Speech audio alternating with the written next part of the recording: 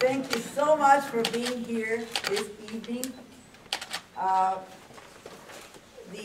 want to thank the Honorable Judge Chris Yates for emceeing this evening, the Honorable Judge Patricia Gardner for swearing me in, Reverend Dean for the beautiful prayer, of course, my mayor, our mayor, George Hartwell, the Pearson family, they're outstanding.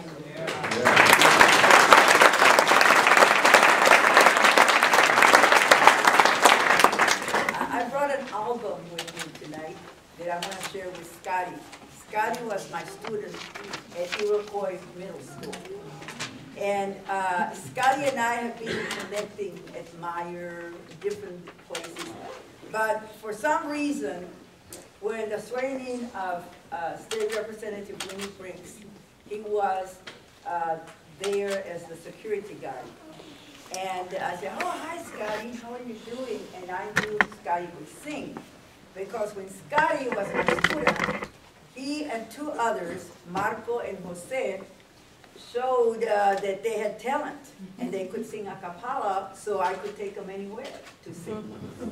And I used to have assemblies, lots of assemblies to get many students to participate and get their energy going in a different way. And so Scotty and Jose and Marco sang at one of those assemblies. I took them, I don't know if UAW remembers, but I took them to a dinner at UAW to sing. I took them to a time when we had the Assistant Secretary of Education here in town, and they sang there. I used to take them everywhere that I could. And Scotty used to wear this white suit with a red tie and a little red handkerchief. So, the circle of life connects over and over again. I strongly believe in that. And Scotty and my circle of life has connected again, now with his children. How appropriate it was for them to participate this evening. As you have noticed in the program, we have dedicated this event to the Newtown, Connecticut children. And that's why we lit the candle, that's why we have the angel glowing.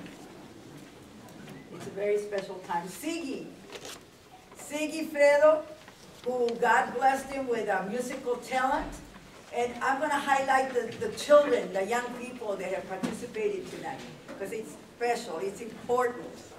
And Siggy just called me yesterday, and he says, I had to call you because Mayor Hardwell, he received the final papers for the DACA.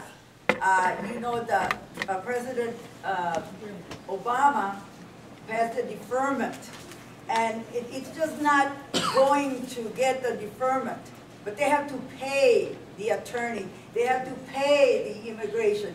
And Siggy's been here by himself. He just turned 21 about 2-3 weeks ago. He's been here without a mother, without a father, without a family. How many of us would have endured that? And he has struggled. He has worked here and there and everywhere to make ends meet. So some of us have been helping Siggy. Luz has been very kind, she and her family, and they have taken Siggy in. I have helped him in different ways to get him going. And now he's going to have the permission to work here in this United States.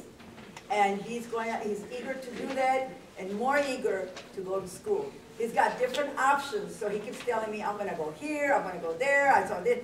Well, he's going to plant himself in a university or a college in our area, and he's going to flourish. And he's going to be a productive citizen of this United States.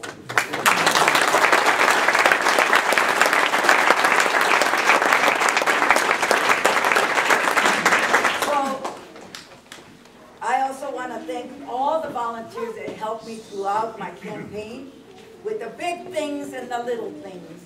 A campaign is very grueling, so I take my hat off to anyone that has run for office, because it's a very, very harsh challenge. And statewide is even a little bit harder, because you have to be going a lot to the east side of the state, because I, as a Democrat, that's where the votes are, and that's where I had to travel. I met a lot of very interesting people. I will never be more grateful to any other intermediate than Macomb County. Macomb County treated us with such respect that when we arrived, there was a sign, Lupe Ramos-Montigny parks here. A usher to take me around the building, to tell me where we're going to eat, to tell me, all the candidates had that privilege. And then they had all the school districts of that intermediate in a dinner with the candidates, the State Board of Education candidates. That proved to me that Macomb County is truly interested in public education. And so that made me feel very, very good at what I was doing. That encouraged me in what I was doing. And all of you have encouraged me in many, many different ways. I'm very thankful for the privilege of using Cesar Chavez School. Superintendent Neal and John Hemhold, beautiful people, great leaders in our school system. God gave us those people, guys. Don't think that they just came by chance, because we had been suffering there for about 5 years.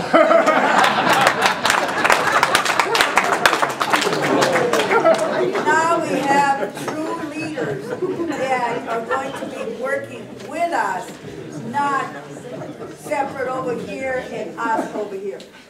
Now, I have had a lot of mentors in my life.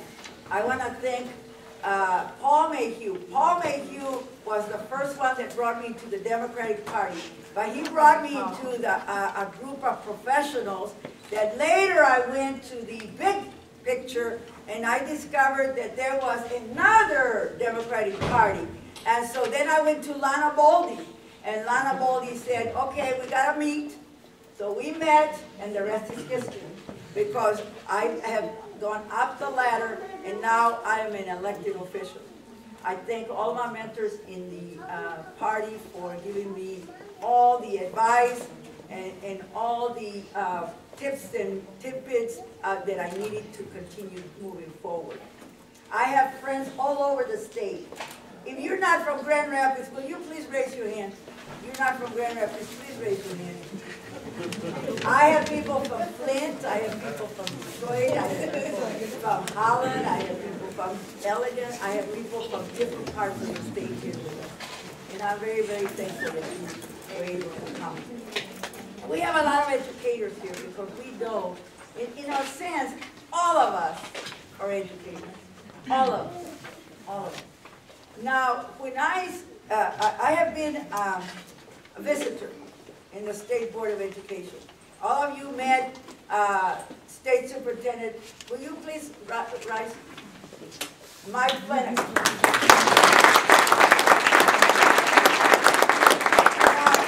I will be working very closely with Superintendent Flanagan, and I want him to know what my charge is.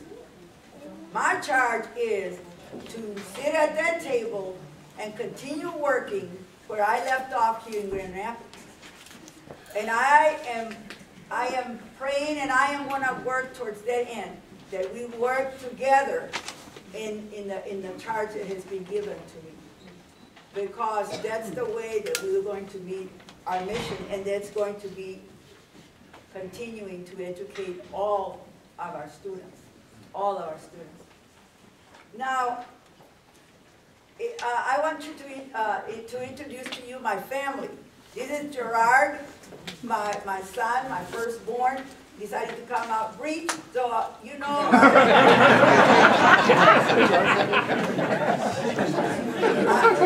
That's Gerard, and then Irma, my daughter, Irma, and of course the apple of my eye, Amelia Rose Montigny, my granddaughter.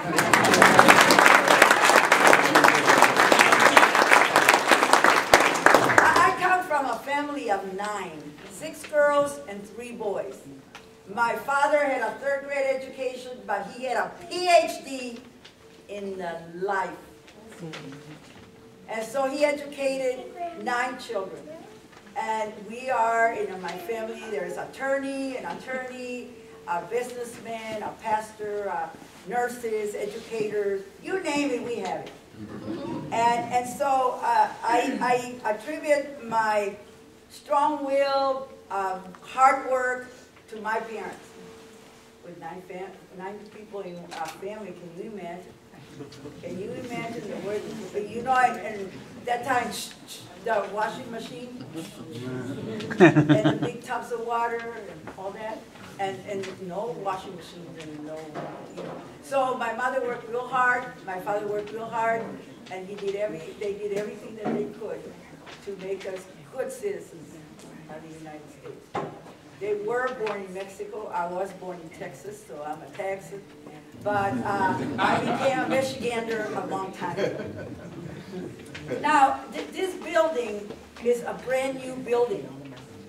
And I am honored to say that I was one of the people that worked towards naming this building Cesar Chavez. Cesar Chavez has taught me many things about life. If we don't do for others, we're worthless.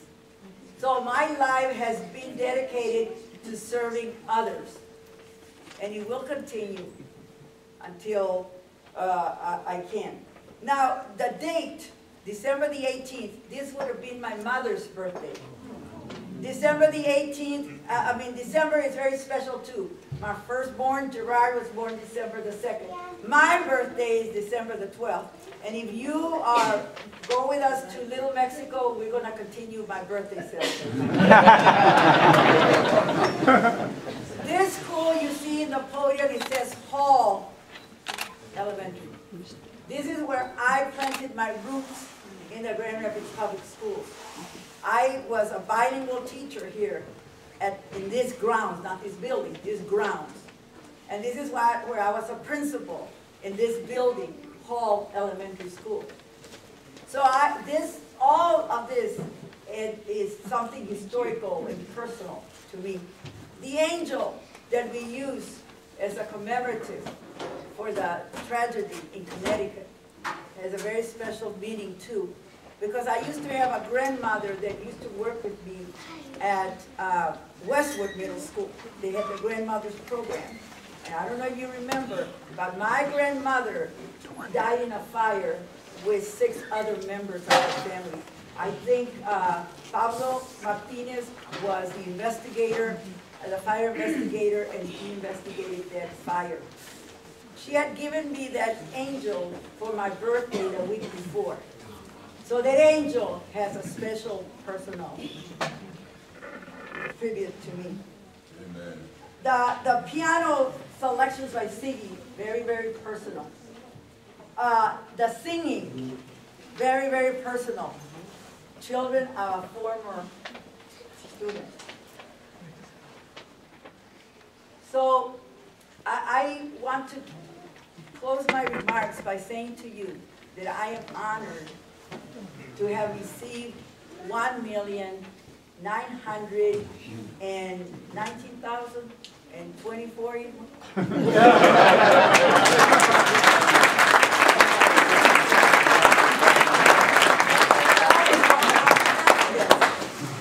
The number is over there on the table. I did very well with your help and many, many others around the state. Out of I think it was 9 that were running for the state board, I came in second. And so there was, yes, so I want to tell you that I pledge to you that I will work as hard as I have worked here in our city promoting the education of our students. I particularly am very biased to the west side of the state. I am biased to young girls and young women and adults. I am biased to Hispanics. But I will work for the whole state, but have an eye on all these different segments of our community, because we need that in Lansing. Everyone that sits on the state board, out of 8 people, are from the west side of the state. But it's not their fault. It's not their fault. It's our fault. The east side of the state, not the west. I'm the only one from the west side. The east side of the state has all the 7 other members. Now, when you run for a statewide, you just don't say one day, I want to run I want to run. No, the party has to tell you you're going to run. So I have been asking to run for 2 or 3 cycles, but it wasn't my turn. So you wait for your turn. And then you have to run in a endorsement convention and be elected. Then you have to run in a nominating convention and be elected. And then you run in the statewide ticket. And then you pray that you're elected.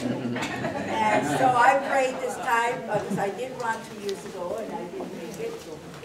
But now that is history. So again, I thank each and every one of you for being here. I hope you can go to Little Mexico and participate with us over there. We have Reneme Ave, who plays with the bandits, and he's going to entertain us tonight. And right now we're going to sign the oath, and you can witness that, and then we will be dismissed by our MC, Honorable Judge Chris Yates. Thank you very much.